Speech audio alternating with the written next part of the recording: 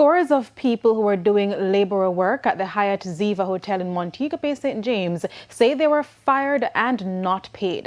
One worker says she was told by a manager at the hotel that they would be paid sometime next month. So you say the pay thing set for a month the pay out, so we not get it until the 6th of next month, which the pay should be the 27th of this month, February for the month. So why is stretch out? And no time she never come down for all me, the supervisor. You understand? And this morning I write it up and give you a sign in my days. This morning from January me they hear the work. So yeah, it's very unfair. 3,500 for labourer work and big site work. That don't make no sense.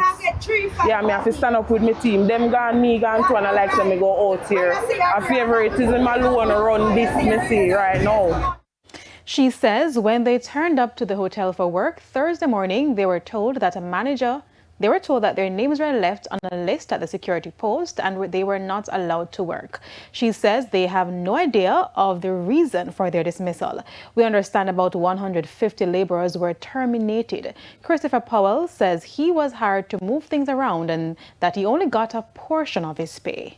By over the other side, working on a roof with a man for 1 month now.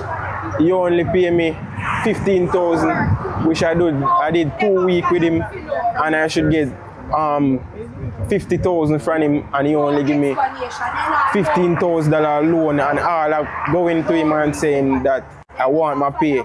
He's not giving me any more money, so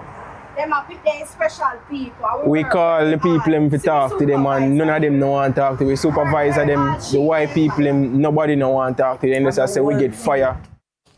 Now, our checks show that the persons that were dismissed were employed to Diastro, a construction company in Montego Bay. We called a supervisor at the company who promised a response, and that response was not forthcoming.